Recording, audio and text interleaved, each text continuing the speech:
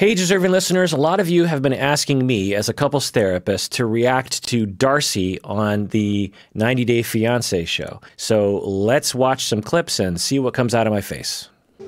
Why do you think I don't love you? Because I feel like I'm not good enough for you. There are a lot of people who have been raised in a way that make them feel inadequate, not worthy of anything. And I know that we sometimes throw these words around like self-esteem or self-worth, but when you're someone like me as a therapist and you experience people at their lowest points, which can be on a daily basis, you really get to know the reality of how many people have extremely low self-esteems and a low self-worth that is really impervious to any outside cheerleading from people saying, no, you have self-worth, you're a good person, believe in yourself. When you are taught from age 0 to 18 that you're worthless, it is nearly impossible to get rid of those notions. You can heal, kind of. You can change the way you think, kind of. But those voices will emerge from within you. It's more of a management strategy than a getting over it strategy. It felt like a movie, you know? It felt like that perfect moment I've always dreamed of.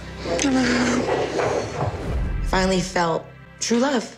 That's why it hurt so much when we drifted apart when I got back to the U.S. This long distance thing, it kind of just doesn't fit somehow. In this juncture in my life, I just prefer to be single and your friend. The question here is, how is she going to respond to this? I'm guessing she's going to have a lot of hurt feelings, but can she manage this in a functional way that doesn't cause more problems than she's already experiencing? Let's see what happens here. I'm not quite sure how to gauge it right now. I mean, he said he wanted to give it another go, but once he went back to the UK, it's been very distant. Long distance isn't easy, but I see people all around me making it work. I just don't understand what's going on or what I'm doing wrong. So I see these kinds of statements being said by people. A lot of you will even email me and you'll say things like, I don't understand. I see all these relationships going on around me and I don't understand what I'm doing wrong. I don't know if there's something wrong with me or something like that. It's basically confirmation bias as far as I can tell. A lot of people are struggling. A lot of people are currently in a relationship. A lot of those relationships can look good from the outside and not be so good from the inside. So if you're suffering in a way that Darcey is, I encourage you not to see the world that way. Just focus on your needs. You want to have romance. You want to have a relationship. Try not to compare yourself to other people, particularly if you have this way of looking at other people, as if everyone else is fine and you're the only one in isolation suffering. It simply is not true. A lot of people have a hard time finding someone to fall in love with and stay in a relationship with for the rest of their life. And some people will even email me and they'll say like, I'm old, I'm 24 years old, and I've never had a long-term relationship. And I think 24, that's young. It takes some people a long time. On average, I would say it probably, just off the anecdotally, it probably takes until you're 30 on average to meet your soulmate. Some people meet when they're 19, like my parents. Actually, my parents met when they were 16 or something. Some people it takes until they're 65 to meet that person. Now, I know that sucks. You'd rather, I guess, meet your soulmate when you're 16 as opposed to 65, but it is just what it is. And it's to some extent, it's kind of the luck of the draw. So plus, we shouldn't put all of our attachment needs into one relationship. Significant others can be wonderful. That companionship can be wonderful. But there's so many other kinds of relationships we could have to meet those needs of companionship. Friends, family, best friends, that kind of thing. Maybe I'm just being too needy. Maybe I'm just being too needy. That's an interesting statement. The phrase needy is used a lot by people. And when I hear that, I think preoccupied attachment. If you want to listen to all my episodes on preoccupied attachment, listen to that for more information. But in general, what that means is that when one was growing up and you weren't given enough love and attention for whatever reason, either abandonment, abuse, neglect, or conflict or chaos going on in your family life, and you learned that when you made announcements to ask for love and attention, 1 out of every 10 times you would actually get your needs met. And so what that trained you to do as a child was to very frequently exhibit your needs as a way of every once in a while, you get your needs met. So in contrast to that, if you're raised well enough, you learn that most of the time when you alert people to your needs and you alert people to the fact that you want love and attention comes your way for the most part. And so you just learn that when you have that need, you announce it, and most of the time you get your needs met.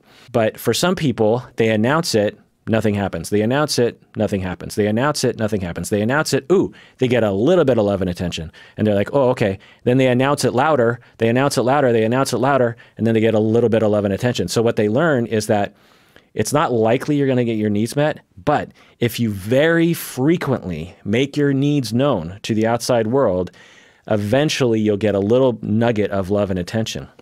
And so what that does is it trains people early in life, we're talking 18 months, 24 months old, to be very noticing of their needs for love and attention, to almost assume people aren't going to get those, aren't going to meet your needs, and to announce it all the time. This is what we call preoccupied attachment. It's a simplistic explanation of it, but there's that. Those people will often be labeled as needy, and they'll sometimes label themselves as needy because they have a very frequent experience of reaching out and making their needs met. Now, the fact is that there are plenty of people walking around with unmet needs, and they're just as needy, but they don't announce it. They've just given up on the world.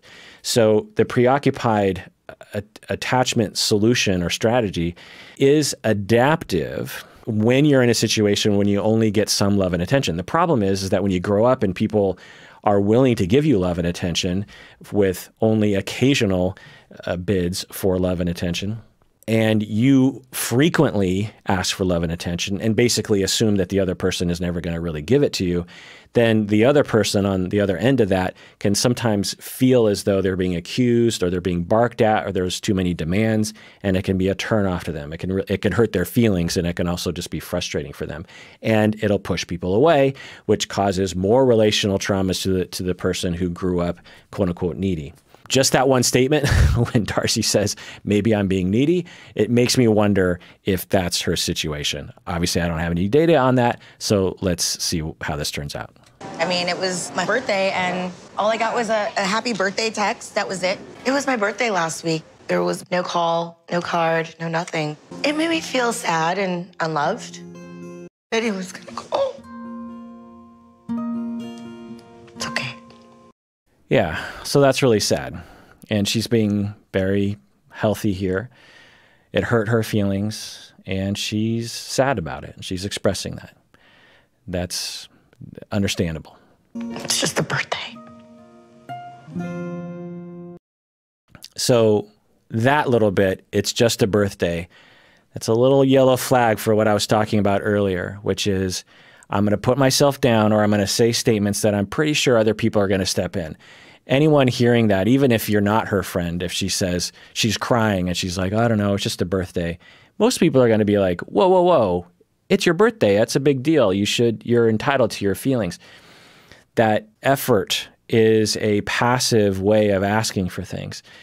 Again, there's nothing wrong with her being sad, totally normal. There's nothing wrong with her wanting someone to reassure her that her feelings are normal. That's also normal.